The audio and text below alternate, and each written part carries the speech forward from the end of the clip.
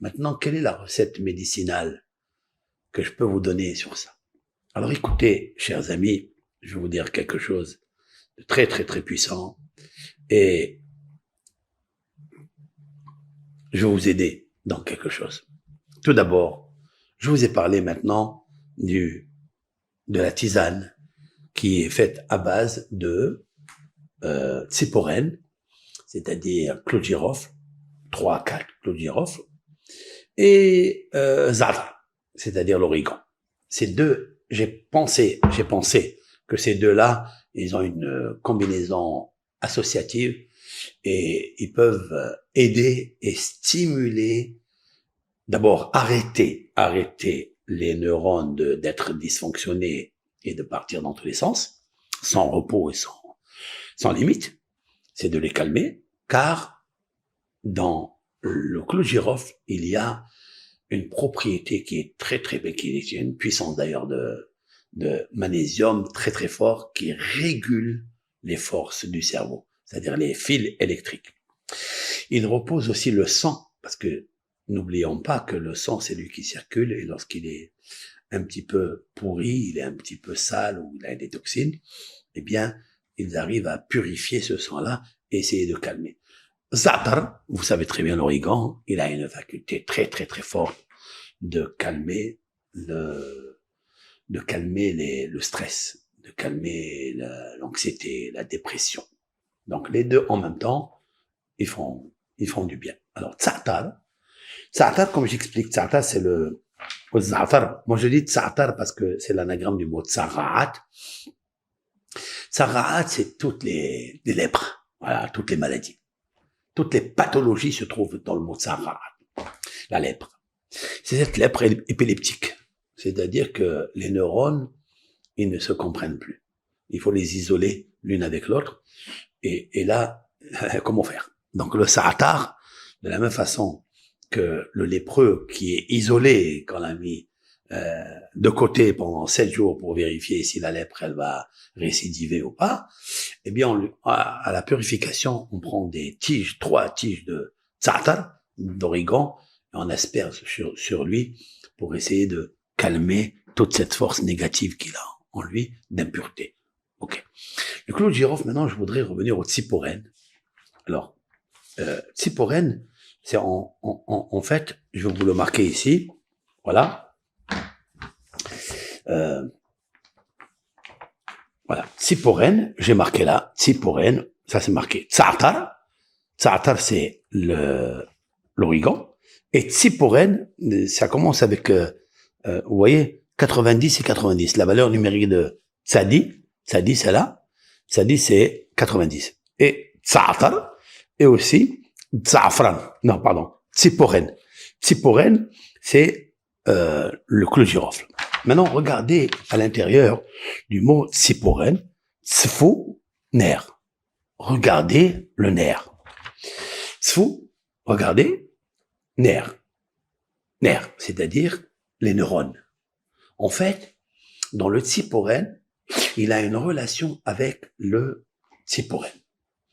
C'est les neurones pour les calmer. Mais ça veut dire quoi? Qu'est-ce que ça veut dire? Maintenant, je vais expliquer cela. Dans le livre de Harachash, c'est un rabbin qui a vécu il y a 302 ans. Il est né en Yémen, il est né en 1720 et est décédé à Jérusalem en 1777. C'est un rabbin très très puissant. Le Rav Hida, notre maître, a vécu certainement temps avec ce Rav. Alors, c'est un rabbin kabbaliste très très très très élevé. On dit de lui qu'il est la réincarnation de Arizal. D'accord? Rabbi Yitzhak Lori Ashkenazi. Lui, il dit quelque chose de magnifique concernant l'épilepsie. C'est là très beau, c'est magnifique. Qu'est-ce qu'on fait? On prend du safran, za'afran. Le safran, vous prenez quelques filaments, quelques fils, et vous le mettez dans du vin pendant 4 jours. Le patient, celui qui est atteint de cette maladie épileptique, il boit et il dit le Rav. Je vais vous lire ça. Regardez. Tikah za'afran mivouchal biyain. Écoutez, tu prends du safran cuit dans du vin, vishte dalet yamim vitrappé et il guérit. Rifuazo meharav arashash sharabi. Cette thérapie, cette recette, elle vient de ce maître qui s'appelle Rabbi Shalom Sharabi. Très, très, très grand Rav, très puissant Rav. Lui, ce Rav, c'est des Houdim. Il a fait des connexions avec la Torah, avec les noms de Hachem, etc. Et c'était un guérisseur. Et voilà, il nous donne une recette simple pour l'épilepsie, c'est-à-dire du safran. Alors, vous savez, dans le safran, allez-y voir toutes les propriétés médicinales que le safran comporte. D'abord, la couleur rouge, ça m'intéresse, moi. Le safran en couleur rouge. Alors, il y a plusieurs sortes de safran. Bon, on va pas faire maintenant la différence. Le meilleur, celui qui vient d'Iran, hein. Ils ont un safran très, très, très rouge. En fait, il est dirigé par la planète Mahadim, la planète Mars. Et en fait, tous les neurones, l'électricité, c'est des fonctions lumière, comme la bougie d'ailleurs, le nerf. Le nerf, elle a des flammes rouges, très, très, très rouges. Oui. Et donc, ces flammes-là, ils sont contenus dans le safran. Donc, le safran avec le vin rouge, il explique pas, en fait, il n'a pas dit rouge ou vert, mais c'est sûr et certain que le vin rouge, il est meilleur, comme c'est marqué dans le texte, altéré yain kit adam. Quel moment on peut dire ça, c'est du vin, c'est quand il est rouge. D'accord? Donc, sûrement que polyphénol ou les tanins qu'il y a dans le vin, plus le potassium ou le magnésium qu'il y a dans le safran, et plus d'autres que les médecins vont décrire et que je ne veux pas ici parler, parce que c'est pas un cours de médecine, mais la recette, elle est très, très facile. Ça, la première recette. Donc, la première recette de Rav Shalom Sharabi. Il y a 302 ans, il le donnait à des patients, prendre du safran avec du vin, le faire cuire 10 minutes, de façon à ce qu'il s'imbibe, et boire ça. C'est magnifique, c'est facile. Pendant 4 jours, veillez trapper. Il dit, il guérira. Maintenant, écoutez bien. Moi, il me suffit que ce Rav, il a dit, j'ai une émouna dans ce tzaddik tellement grande que de part, sa parole, Hakadosh Baruch Hu, il respecte ce qu'il dit. C'est très bien. Ça veut dire que ce médicament, il peut faire fuir la Egeret Bat Mahlat, cette fameuse force négative qui entraîne justement l'épilepsie, eh bien, celle qui étouffe les enfants aussi, il peut la faire fuir du corps humain. Parce que pour eux, il y a une force négative qui est spirituelle, qui n'a rien à voir ni avec un traumatisme, ni l'AVC, ni une tumeur, ni avec rien du tout. Pour lui, on n'a pas besoin d'opérer. Sauf, bien sûr, j'ajoute, attention, si les médecins, les spécialistes de cette pathologie, ils ont dit qu'il faut opérer, bien sûr et certain, je ne parle pas de ça. Maintenant, quand c'est des cas normaux. Alors, je ne sais pas si ça va aider, ça va faire, mais je suis sûr et certain que la parole de Rabbi Shalom Sharabi, Alava Shalom, ce grand tzaddik qu'on appelle Hashamash, on appelle le serviteur de Dieu, Rabbi Shalom Mizrahi, comme ça il s'appelle, Rabbi Shalom Mizrahi. Mais c'est sûr et certain que ce Rav-là, il a fait quelque chose d'extraordinaire. Maintenant, je suis sûr aussi qu'il y a beaucoup d'internautes aujourd'hui, il y a beaucoup de gens qui suivent ces cours-là avec l'aide de Hachem. Nous avons eu sur Facebook 43 400 abonnés en l'espace de, je sais pas moi, peut-être 4 mois. C'est incroyable comment maintenant les cours sont diffusés, c'est bien. Et il y a beaucoup d'internautes qui aiment interagir et donner leurs recettes qu'ils ont vues soit dans le Coran ou soit dans leur recette ancestrale, etc. Mais c'est magnifique. Pour moi, j'adore ça. Moi, j'aime les critiques constructives. J'adore aussi l'enseignement. Je suis pas dogmatique. Je suis pas quelqu'un de fermé. Je suis quelqu'un de très, très ouvert. Et celui qui veut donner des explications, marhaba, comme on dit. Barakallahu fikum. Comme on dit, Inch'Allah, comme on dit, voilà. Donc, ça veut dire quoi? Ça veut dire qu'il y a des choses à apprendre. Maintenant, on essaye, ça marche, be'ezrat Hashem yitbarach, ça marche. Maintenant, il y a autre chose. Ashmedai. Ouah. Puisqu'on parle d'un shed, on parle ici d'une force négative qui se trouve dans les toilettes. On parle des forces négatives qui se trouvent entre la bougie et le devoir conjugal. Parce que tu le fais d'une façon libre dans le jour. C'est pas ton domaine. Comme j'ai expliqué, c'est le domaine à elle. Un jour, Shlomo Ameler, vous vous rappelez que le roi Salomon, il a attrapé Ashmedai. Lorsque le roi Salomon a voulu construire le temple, là, les grosses pierres, vous voyez, les grosses pierres qu'il y a, elles sont pas toutes avec une précision, elles sont pas, moi ça s'appelle ça, homogènes. C'est des pierres, des fois des rectangles de 3 mètres, des fois de 1 mètre. Comment ça se fait? Ils n'avaient pas la scie, ils n'avaient pas tous les outils perfectionnés aujourd'hui. Ils avaient rien du tout. Alors comment il a fait pour décrocher des montagnes, ces grosses pierres-là, et les tailler après?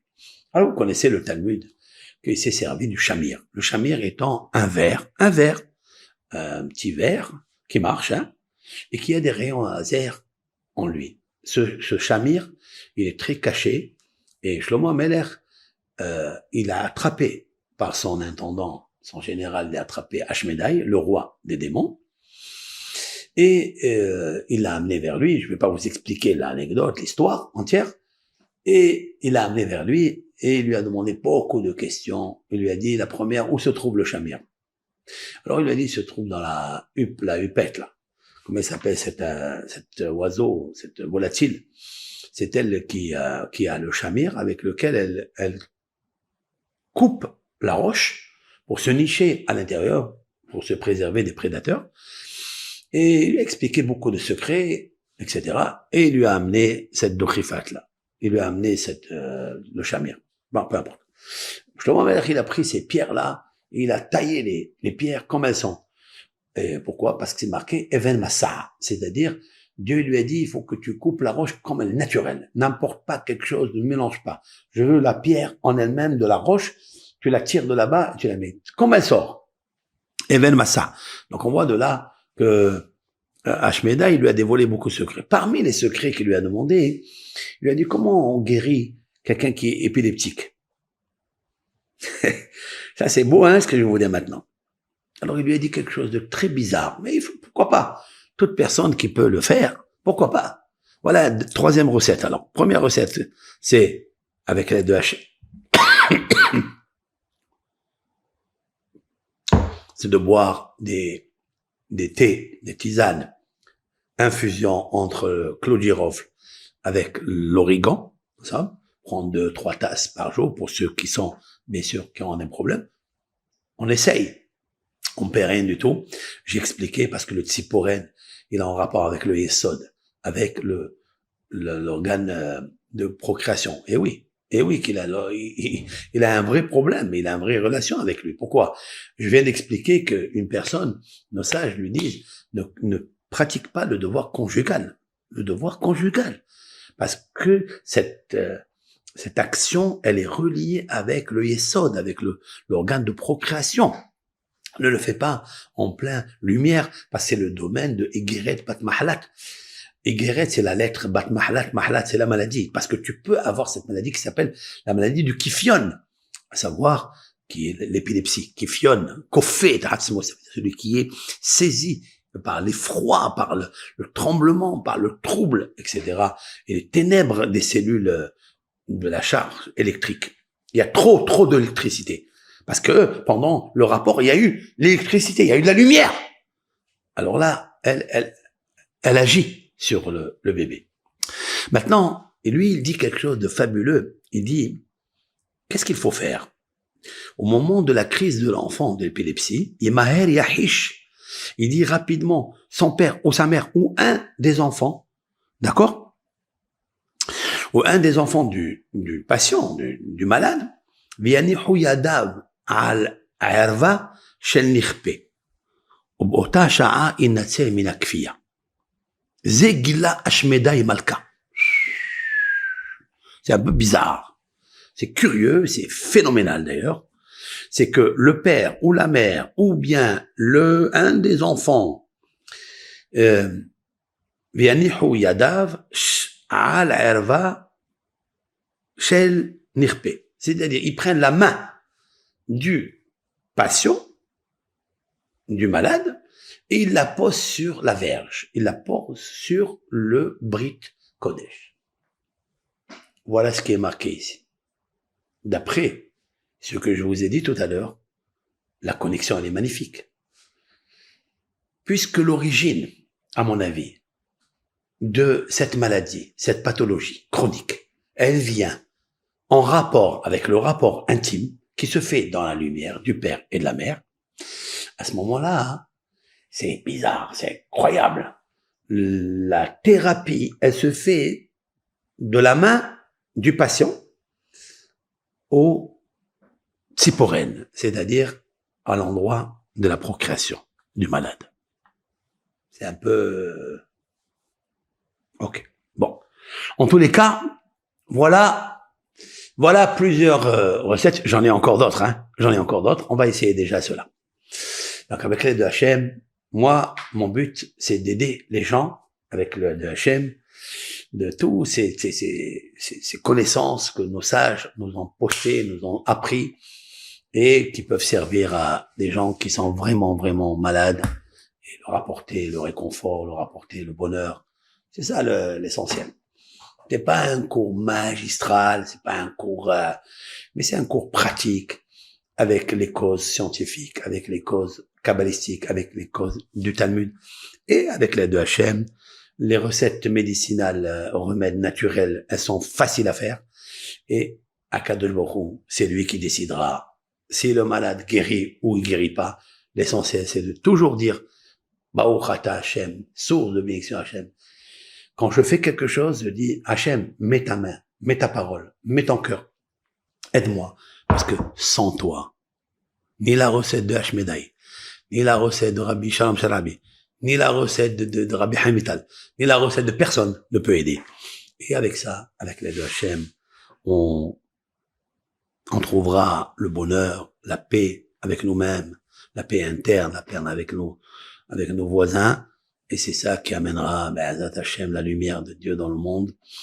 C'est le shalom, la paix, et d'aider les gens à ne pas souffrir. Voilà tout. Bracha ve'atzlach.